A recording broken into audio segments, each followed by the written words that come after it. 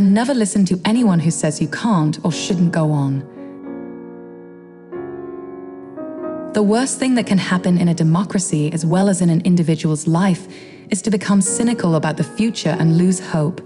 That is the end, and we cannot let that happen. I think that if you live long enough, you realize that so much of what happens in life is out of your control, but how you respond to it is in your control. That's what I try to remember.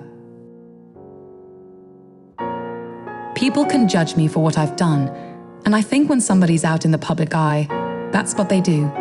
So I'm fully comfortable with who I am, what I stand for, and what I've always stood for. There is a sense that things, if you keep positive and optimistic about what can be done, do work out. Every moment wasted looking back keeps us from moving forward. In this world and the world of tomorrow, we must go forward together or not at all. Do all the good you can, for all the people you can, in all the ways you can, as long as you can. You know, everybody has setbacks in their life, and everybody falls short of whatever goals they might set for themselves. That's part of living and coming to terms with who you are as a person. It is often when night looks darkest, it is often before the fever breaks that one senses the gathering momentum for change, when one feels that resurrection of hope in the midst of despair and apathy. We need to be as fearless as the women whose stories you have applauded, as committed as the dissidents and the activists you have heard from, as audacious as those who start movements for peace when all seems lost.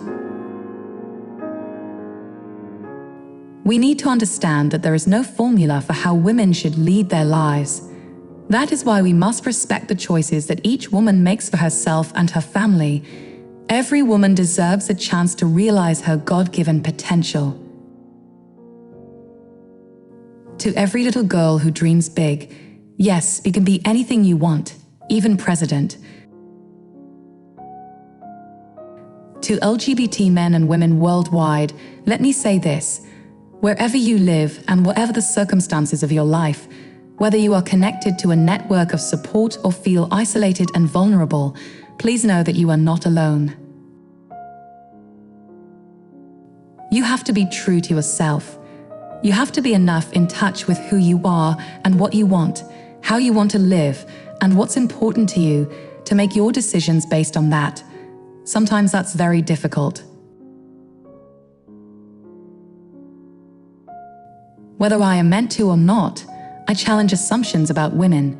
I do make some people uncomfortable, which I'm well aware of, but that's just part of coming to grips with what I believe is still one of the most important pieces of unfinished business in human history, empowering women to be able to stand up for themselves. I suppose I could have stayed home and baked cookies and had teas, but what I decided to do was to fulfill my profession, which I entered before my husband was in public life. You have just one life to live. It is yours. Own it, claim it, live it, do the best you can with it.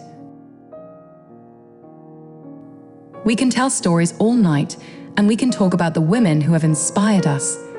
But what inspires me is not just who they are, but what they do. They roll their sleeves up and they get to work. I know that at a time when so much seems to be pulling us apart, it can be hard to imagine how we'll ever pull together again. I know because I've seen it in the lives of people across America who get knocked down and get right back up. And I know it from my own life. I have always believed that women are not victims. We are agents of change, we are drivers of progress, we are makers of peace. All we need is a fighting chance.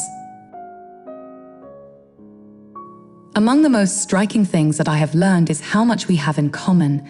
I've sat down with people everywhere, discussing what was in their hearts and on their minds. And it doesn't take long to find commonality, which is often overlooked, ignored, dismissed, and rejected otherwise.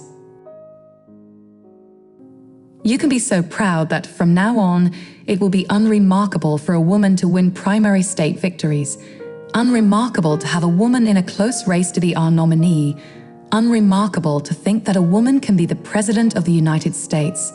And that is truly remarkable.